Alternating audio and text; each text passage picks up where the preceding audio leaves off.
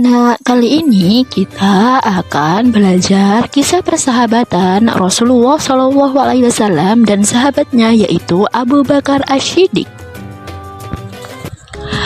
Nah, di sebuah masjid yang damai, banyak anak-anak yang sedang mengaji dan seorang ustadz. Setelah mengaji, ustadz pun bercerita tentang persahabatan yang luar biasa, yaitu persahabatan Nabi Muhammad SAW dan Abu Bakar Ash-Shiddiq. Nah, anak-anak, maukah kalian mendengarkan kisah persahabatan Nabi Muhammad SAW dan sahabat yang paling setia, yaitu Abu Bakar Ash-Shiddiq? Wah, mau sekali Ustadz, kita mau mendengarkan kisah itu. Ketika kaum Quraisy di Mekah semakin keras memusuhi Nabi Muhammad SAW, mereka merencanakan untuk membunuh beliau. Lalu Allah Subhanahu wa Ta'ala pun kemudian memerintahkan Rasulullah SAW untuk hijrah ke Madinah. Rasulullah SAW memilih Abu Bakar Ash-Shiddiq sebagai teman perjalanan hijrah. Mendengar perintah Allah Subhanahu wa Ta'ala tersebut, kemudian Rasulullah SAW berjalan ke rumah Abu Bakar Ash-Shiddiq untuk memberikan kabar tersebut. Sesampainya di depan rumah Abu Bakar pun, Rasulullah SAW langsung menemui sahabatnya, yaitu Abu Bakar Ash-Shiddiq, dan beliau pun berkata, Wahai sahabatku Abu Bakar, aku ingin memberitahu sesuatu kepadamu, bahwa aku mendapatkan kabar dan perintah dari Allah SWT untuk hijrah ke Madinah. Dan Abu Bakar, aku memilihmu, sahabatku, untuk menemaniku hijrah ke Madinah. Baik, ya Rasulullah. Mendengar kabar tersebut pun, Abu Bakar sangat gembira dan bersyukur karena dipercaya menemani Rasulullah dalam perjalanan hijrah ke Madinah.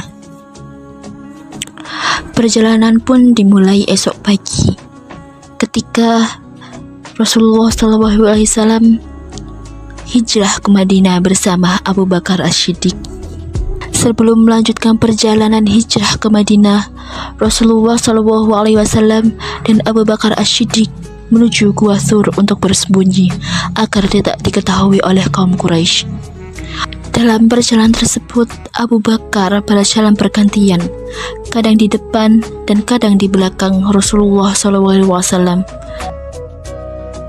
Karena melihat Abu Bakar yang berjalan di depan dan di belakangnya, Nabi pun bertanya kepada Abu Bakar, Wahai sahabatku Abu Bakar, mengapa kamu berjalan di depan dan di belakangku? Lalu Abu Bakar pun menjawab, Aku khawatir jika bahaya datang dari depan atau belakang. Aku ingin melindungimu, wahai Rasulullah. Ketika mereka di depan Gua Thur, lalu mereka pun berhenti.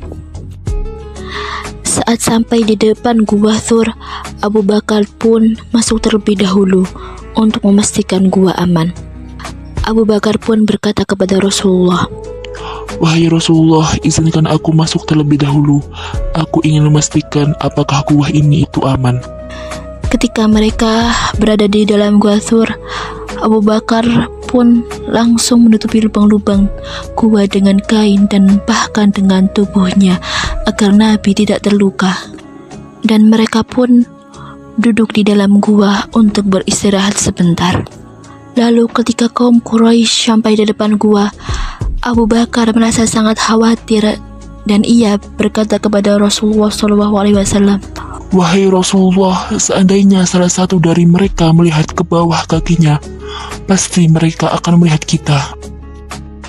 Melihat sahabatnya khawatir pun, lalu Rasulullah SAW menjawab pertanyaan Abu Bakar dengan tenang, La tahzan inallaha ma'ana. Janganlah bersedih, sesungguhnya Allah bersama kita. Lalu atas izin Allah, kaum Quraisy tidak menemukan Nabi dan Abu Bakar yang berada di dalam Gua Thur. Allah mengirimkan laba-laba yang membuat sarang dan burung merpati yang bertelur di lubang gua. sehingga kaum Quraisy mengira gua itu tidak mungkin dimasuki oleh manusia. Setelah keadaan aman, Rasulullah SAW dan Abu Bakar As-Siddiq melanjutkan perjalanan hijrah ke Madinah dengan selamat. Nah, anak-anak, itulah kisah persahabatan paling setia Rasulullah SAW dan sahabatnya, yaitu Abu Bakar As-Siddiq. Nah, anak-anak, kisah ini kita belajar tentang persahabatan setia, tentang persahabatan yang saling tolong-menolong, saling menasehati, dan saling menyayangi, serta tawakal kepada Allah. Wah, kami ingin menjadi sahabat yang setia seperti Abu Bakar As-Siddiq kepada Rasulullah SAW, Ustadz. Masya Allah, semoga kalian semua menjadi anak yang solih-solihah. Nah, itulah kisah persahabatan Rasulullah SAW dan Abu Bakar As-Siddiq. Dari kisah tersebut kita belajar bahwa ada berteman atau teman yang baik, yaitu kita saling tolong-menolong, saling menasehati, saling menyayangi, dan tanpa membedakan teman serta membantu teman tanpa pamrih sedikit pun.